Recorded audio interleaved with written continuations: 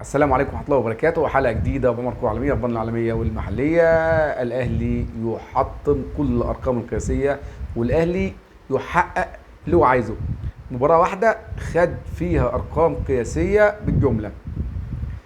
هنقول الأرقام دي بس نقول الأهلي عمل إيه وفاز كام. الأهلي فاز 4-1 على سيراميكا.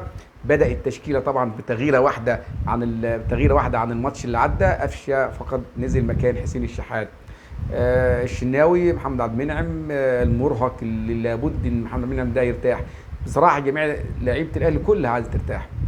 عندك ماتش برضه يوم الجمعه مع البنك الاهلي، ماتش مهم يعني. الاهلي 72 نقطه، على بعد خلاص، على بعد 3 مباريات ويفوز من الاهلي خد الدوري. 3 مباريات ويفوز من الاهلي خد الدوري.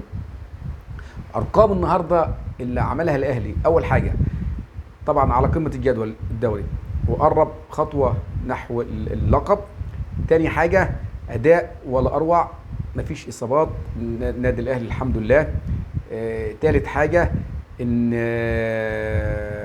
وسام ابو علي النهارده جاب هدفين، يعني وعلى قمه هدافي الدوري المصري، على قمه هدافي الدوري المصري. اداء للنادي الاهلي ولا اروع.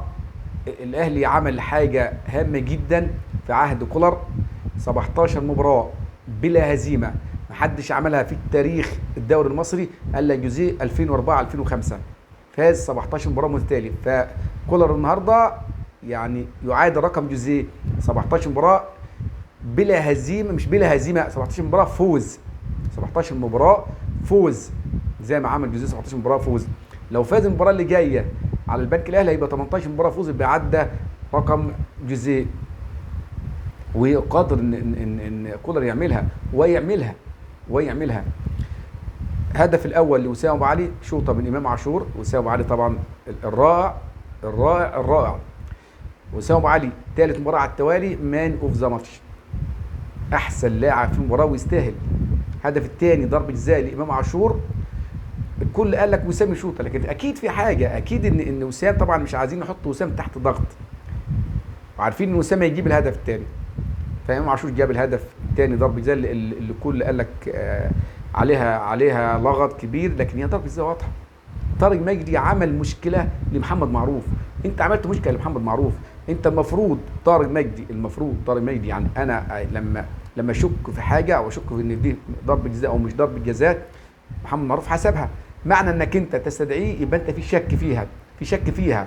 قلت له لا تعالى ان في شك انها مش ضربه جزاء. فانت عملت بلبله، خليت الاداري بتاع سيراميكا او لعيبه السيراميكا ان يعترضوا ويزعلوا، يقول لك ايه ان الحكم حسبها وحكم الفيديو ما حسبهاش، يبقى مش ضربه جزاء. لكن هي ضربه جزاء. انك انت المفروض يا طارق مجدي تجيب الكوره من كل الزوايا، من جميع الزوايا. شفت محمد معروف ليه طول محمد معروف؟ لان جاب الزاويه دي واليمين والشمال والزاويه، كل الزوايا، وقف على الزاويه الاخيره اللي فيها ان عرقله السعد سمير لوسام ابو علي، عرقله واضحه، فضربه جزاء واضحه وحسبها محمد معروف، فضربه جزاء واضحه. لهم حصلت طبعا بعض التغييرات، وبالذات يعني انا مش عارف، غريبه موضوع كوره انه بيأخر في التغييرات، وانت المفروض لعيبه مرهقه يسعى في التغييرات. يعني بيرسي تاو له فتره ما بيلعبش ليه؟ عمر كمان ما بيلعبش ليه؟ لعيبه كتير لازم ترتاح وتلعب. انت فايق 2-1 والاهلي راكب المباراه وباداء والاروع.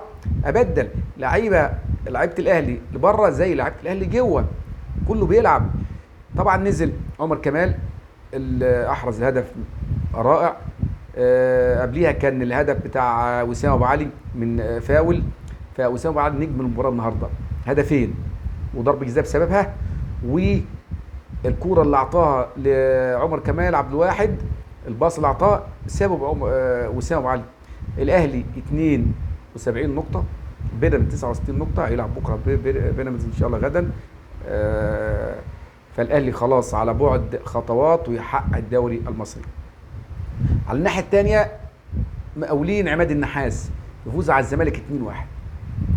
المقاولين كان فايز 2-0 على الزمالك، فاز 2-1 على الزمالك، ولكن المقاولين 24 نقطه، 30 مباراه، عاد له 4 مباريات، صعب جدا. فرقه عنده، يعني فرقه عنده 30 نقطه، لكن فرقه عنده 3 مباريات. فالمقاولين في موقف صعب جدا. هل عماد النحاس هيعدي هذه المرحله؟ فهزيمه الزمالك النهارده هزيمه قاسيه، ولكن الزمالك مش ما يبص لمركز تاني ولا تاني، كده كده صعد للكونفدراليه. اتمنى ان تكونوا سعدتم بهذه الحلقه. لايك وشير ودعم القناه، والسلام عليكم ورحمه الله وبركاته.